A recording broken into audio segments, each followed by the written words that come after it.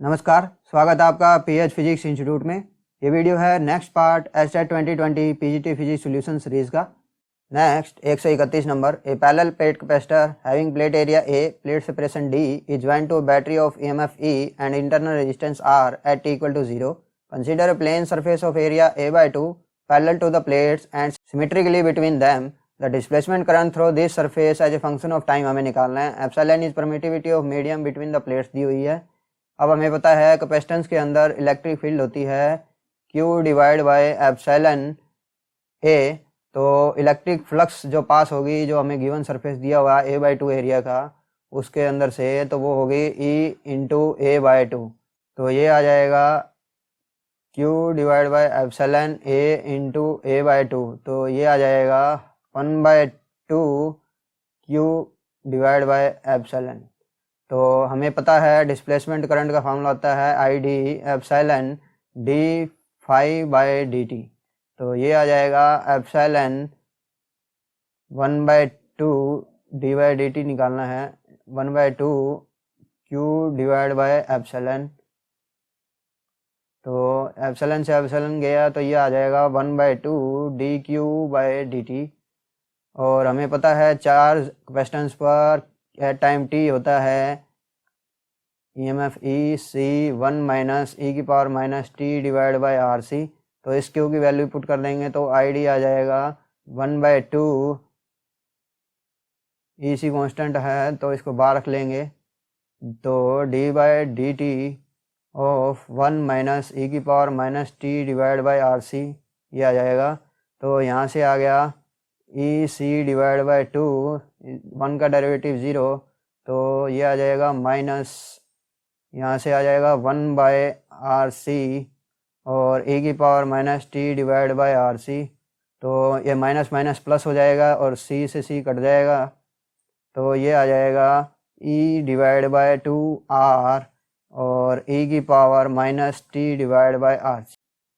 और हमें पता है कैपेसिटेंस होती है epsilon a divide by d।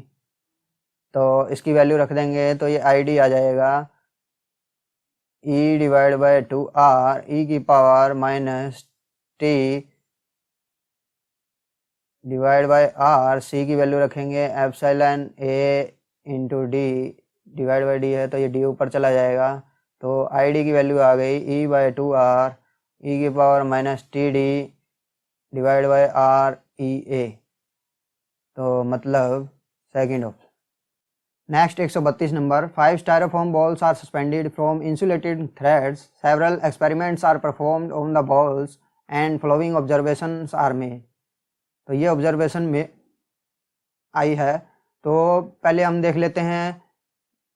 Positive charge ये रिपेल करते हैं।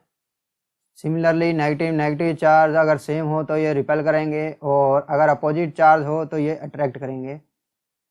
अगर न्यूट्रल चार्ज हो और सामने कोई पॉजिटिव चार्ज हो तो वो भी, इनमें भी अट्रैक्शन होगी due to induce charge. Similarly अगर ये न्यूट्रल हो और एक नेगेटिव चार्ज हो तो इसमें भी अट्रैक्शन होगी ड्यू टू इंड्यूस चार्ज। तो ये कंडीशंस ध्यान में रखते हुए हम सोल्व करेंगे। फर्स्ट कंडीशन है ball A attracts B and repels C. तो रिपल्सन का केस चार्जिंग वाला ही हो सकता है। तो इसका मतलब A और C में कोई ना कोई चार्ज है। A and C are charge,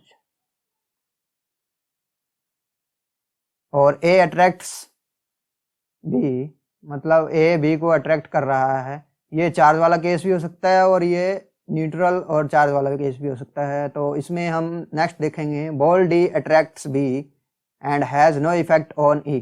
no effect वाला केस कब होगा? जब दोनों ही न्यूट्रल होंगे, तो इन पर कोई इफेक्ट नहीं होगा। मतलब डी पर चार्ज जीरो होगा और ई पर भी चार्ज 0 होगा। अब ये कह रहा है डी अट्रैक्ट्स बी, मतलब बी पर कोई ना कोई चार्ज होगा जब भी वो डी को अट्रैक्ट कर रहा है जो न्यूट्रल है। अब नेक्स्ट पॉइंट है A negatively charge rod attracts both A and B. तो कोई रोड है, नेगेटिव चार्ज है इस पर, ये अट्रैक्ट कर रहा है ए को,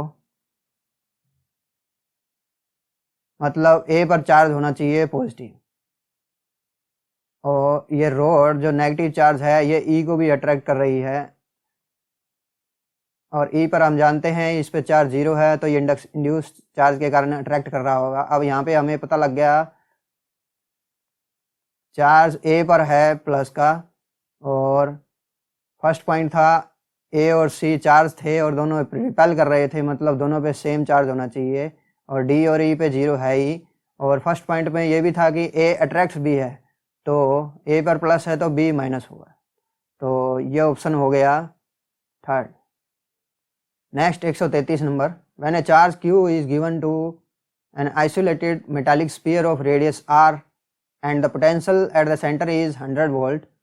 Now the same charge is uniformly distributed over the volume of a non-conducting solid sphere of same radius. The potential at the center of this sphere. First case में हमें दिया हुआ है आइसोलेटेड मेटालिक स्फीयर, रेडियस है r, charge दिया हुआ है Q, तो उस पर पोटेंशियल एट सेंटर होगा KQ डिवाइड बाय R, ये हमें दिया हुआ है 100 वोल्ट। और दूसरे केस में हमें दिया हुआ है नॉन कंडक्टिंग सॉलिड स्फीयर, तो नॉन कंडक्टिंग सॉलिड स्फीयर पे पोटेंशियल का फार्मूला होता है KQ divide by 2R 3 minus R square divide by R square. यहाँ पर स्मॉल r है डिस्टेंस जिस पॉइंट पे हमें निकालना है potential from the centre of the sphere, तो यहाँ पे हमें सेंटर पे निकालना है, तो VC आ जाएगा यहाँ पे KQ divide by 2R 3 minus 0, तो ये आ गया 3/2 KQ डिवाइड बाय R, और इसकी वैल्यू हमें पता है यहाँ से 100 वोल्ट है, तो ये आ जाएगा 3/2 इंटू 100, ये आ गया 150 वोल्ट, तो third option. Next 134 number, consider the situation shown in figure, a plane mirror is fixed at h height above the bottom of a beaker containing a transparent liquid of refractive index mu up to a height of d. Then the image of bottom formed by the mirror is at a distance. Next 134 number, consider the situation shown in figure. A plane mirror is fixed at height h above the bottom of a beaker containing a transparent liquid of refractive index mu up to a height d. Then the image of bottom formed by the mirror is at a distance.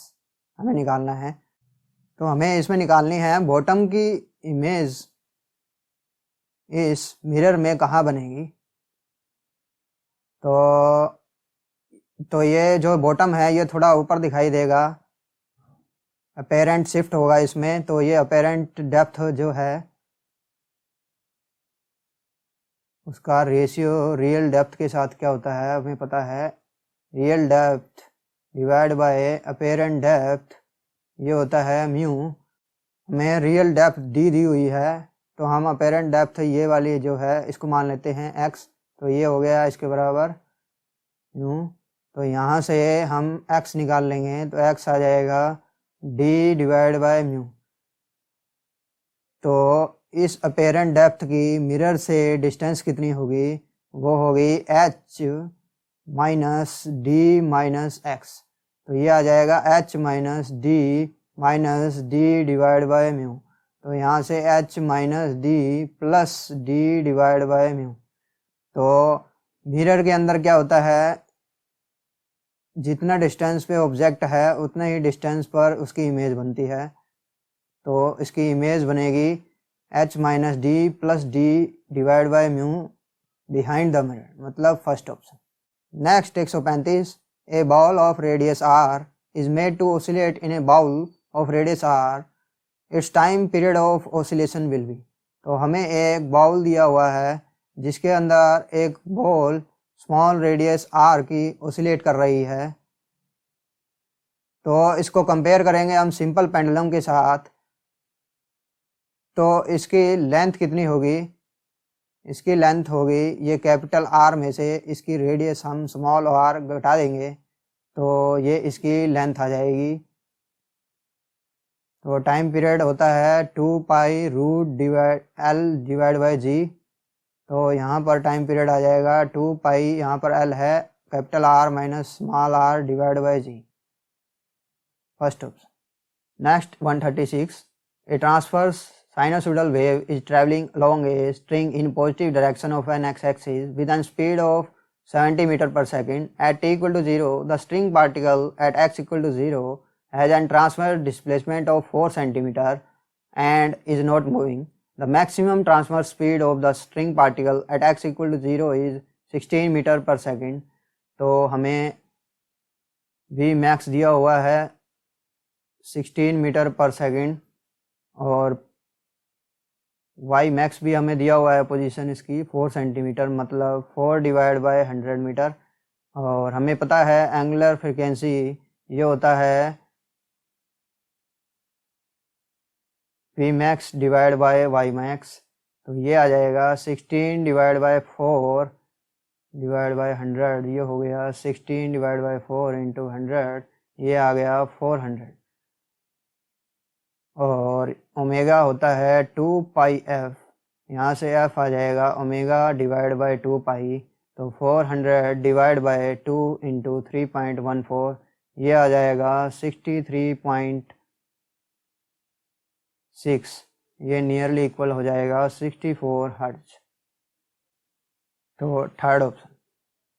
Next है 137 number. Consider the arrangement shown in figure, assume all surface to be smooth if n represents magnitude of normal reaction between block and the wedge. तो normal reaction और wedge, ये reaction normal यहाँ जा रही है, then the normal reaction between the ground and wedge हमें निकालना है। तो हमें ये वेज दिया हुआ है, इसके ऊपर मास दिया हुआ है हमें m, तो इस सेंटर से ये नीचे जाएगा mg और ये कैपिटल वाले का mg। नॉर्मल रिएक्शन ये n जा रही है और ये एंगल है थीटा, तो ये एंगल भी थीटा होगा। तो n को कंपोनेंट में डिवाइड करेंगे तो ये हो जाएगा n कोस थीटा और ये हो जाएगा n साइन थीटा। तो यहाँ पर टोटल मास ग्राउंड की तरफ कितना जा रहा है, ये mg प्लस mg, ये हो जाएगा mg प्लस ये स्मॉल mg है जो वो बराबर होगा n कोस थीटा।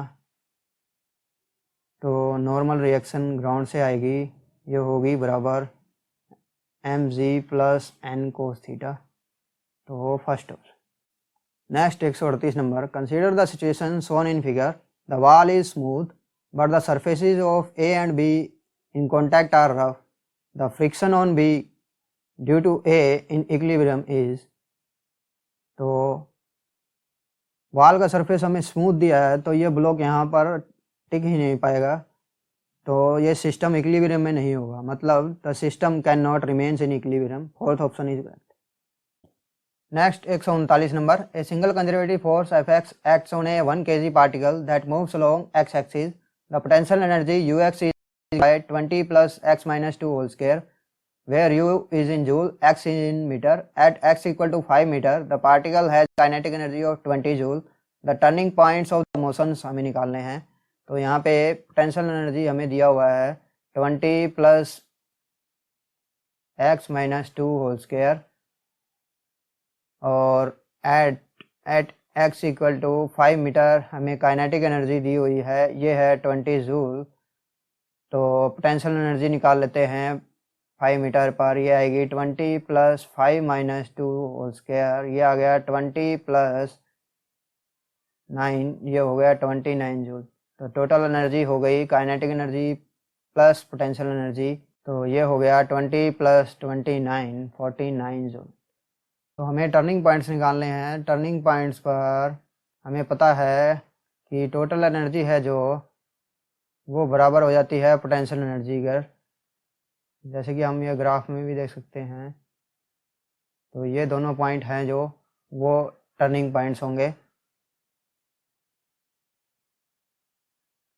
तो हम 49 को बराबर रख देते हैं 20 plus X minus 2 whole square, ये आ जाएगा 29 equal to X minus 2 whole square, ये हो जाएगा x minus 2 equal to root 29। तो x आ जाएगा रूट 29 प्लस 2, मतलब x आ जाएगा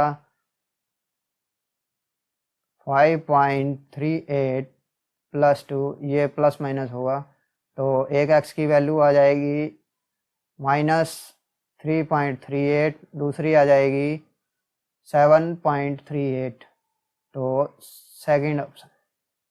next 140 number, a current of 1 ampere exist in copper wire of cross section 1 mm square, assuming 1 free electron per atom, the drift speed of free electron in the wire हमें निकालनी है। Density of copper हमें दी हुई है।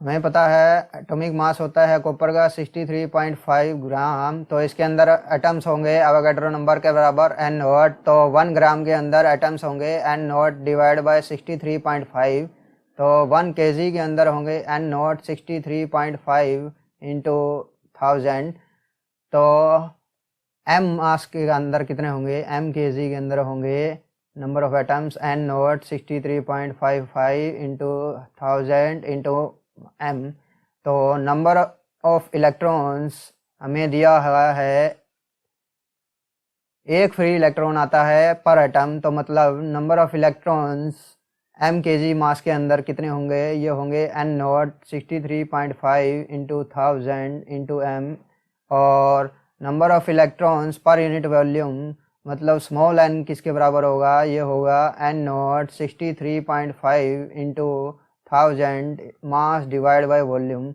और ये होता है डेंसिटी, तो n not 63.5 into 1000 mass divide by volume density है। डेंसिटी हमें दी हुई है 9000, तो स्मॉल n की वैल्यू आ गई।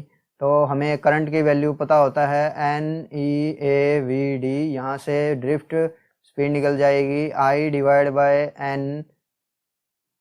NEA, तो I हमें पता हुआ दिया हुआ है, यहाँ पर एक दिया हुआ है, एरिया दिया हुआ है 1 mm स्क्वायर, तो ये हो गया 10⁻⁻6 मीटर स्क्वायर, तो यहाँ से VD निकाल लेंगे हम।